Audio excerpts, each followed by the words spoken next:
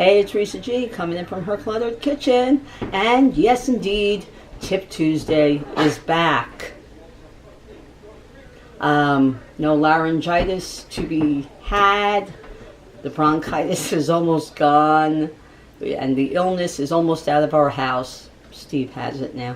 I wanted to bring you my favorite. I wanted to bring you my favorite Rachael Ray tips. I originally wanted to do this about a month ago when Food Network announced the new series of Rachael Ray 30-minute meals on Food Network. There was a new one every day at noon in April, and it is now April 29th. I just never got it done. So I thought I would end the month with the tips. I will give you my top 3 or 4, and I'll put the rest of them in my notes. Everything will be in my notes. And so I thought I would show you. Well, if you are a fan of hers, then you obviously know these all. But if you're a new cook, new to cooking, and you don't know how to deal with onions, ginger, or garlic, then these are the tips for you. Okay, here we go. My top Rachael Ray tips. I can try to zoom in as best you can.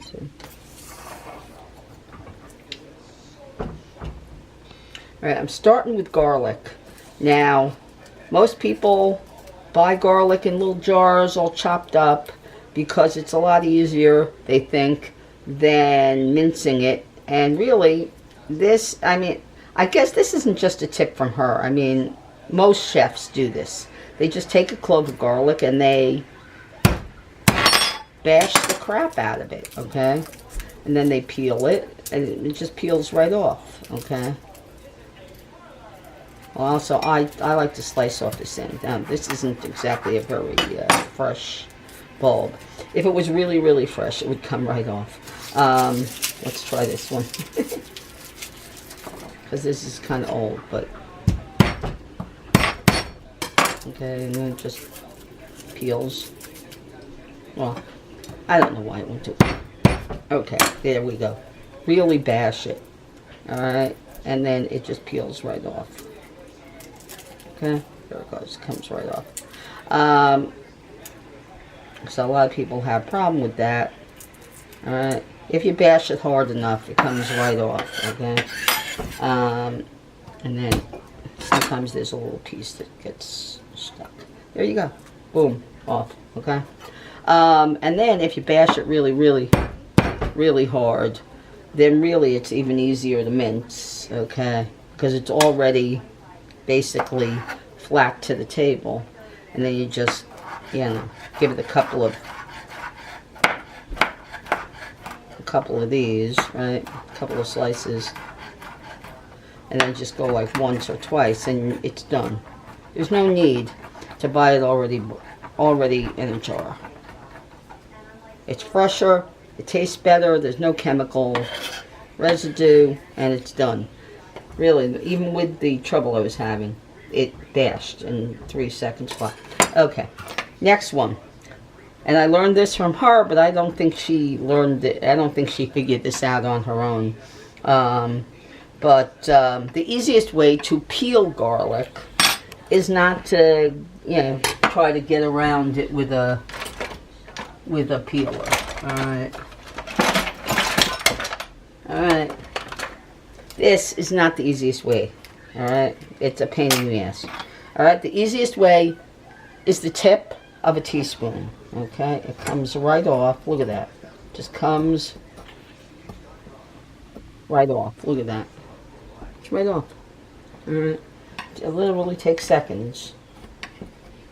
You don't have to worry about these little knobs. Okay? It just comes right off. Peels right off.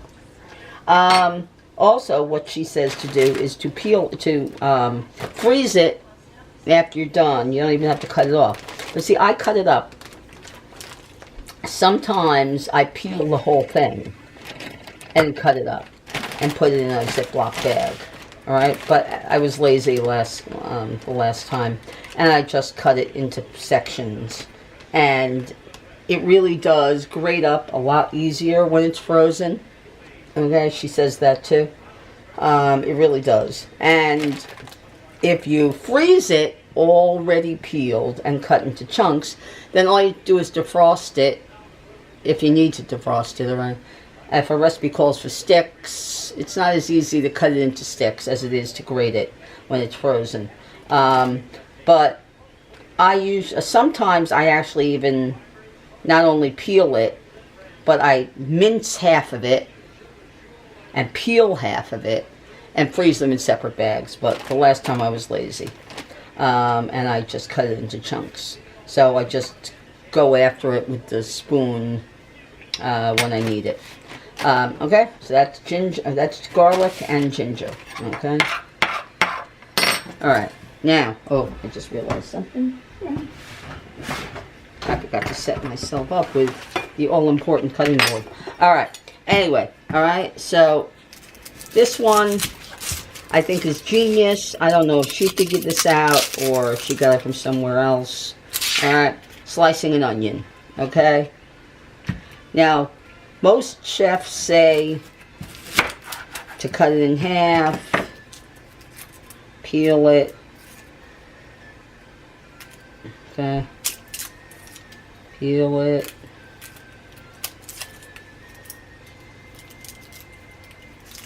Okay. And then they say to not only not only to cut it down this way, but to cut, to first start over here and then cut this way. And then you have mince, right? And that way you just cut across and you've got mince. Well, she says that you don't need to do that. You don't need to do the two kinds of slicing through, okay? She says, and I think this is genius, that the onion comes to us in nature already in little, like, lines this way. So why do it twice this way when all you have to do, keep the root end on, that way it stays in one piece, okay? And then just slice it vertically. You don't have to do it vertically and horizontally, because it's already, once you do that, it's already in mince. Okay? And if you really look at it, it really is. If you go like this, it's already in mince. So why slice it twice in two different ways when you just have to slice it once in one direction? Alright? And there you go. It's all in little mince. Whatever isn't, you can easily go through it once with a knife. Okay? So that's the garlic, ginger, onion. Now this was the other one that I never thought of. When I was little, my mother told me to crack an egg over here on the side, right? And then go in, then release the egg into a cup. Always put it in, don't put it directly into your meal or into your pan. Put it into a cup first. That way, if the shell does crack in, if you do have a little piece of, then you can get it out and it's not in your food. All right? Well, first of all, I know I got this one from Mountain Brown, but you crack it on a flat surface, okay? But this is her tip, which I really like. If you get a piece of egg, let's say you get a piece of, let's say that got in there. You don't fish it out with your finger. You fish it out, fish it out with a piece of shell, because the shell is attached to, is attracted to the shell. How about that one? I never thought of that. I never thought, hey, it's attracted to the shell. Let's just use the shell to get the shell. I never thought of that. So I have to thank Rachael for that tip, because that really is great, because it just like magnet, it just goes right to it. You don't have to go fishing around with your finger. And also, if you don't do it this way, Obviously, you can't do that, because if you do it right into the pan and you get your shell in there, you're in trouble as it is. So always break it into a cup, and then if you do get a piece of shell in there, fish it out with the shell. Okay? And those are my 4 or 5 Rachael Ray tips. Okay? So if you found them informative, then please use them and let me know what you think. Also, of course, there'll be more Tip Tuesdays coming up in the next few weeks. So please come back and watch more tips, learn more interesting tips.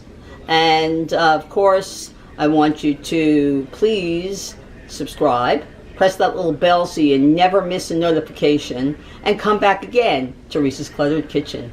Bye.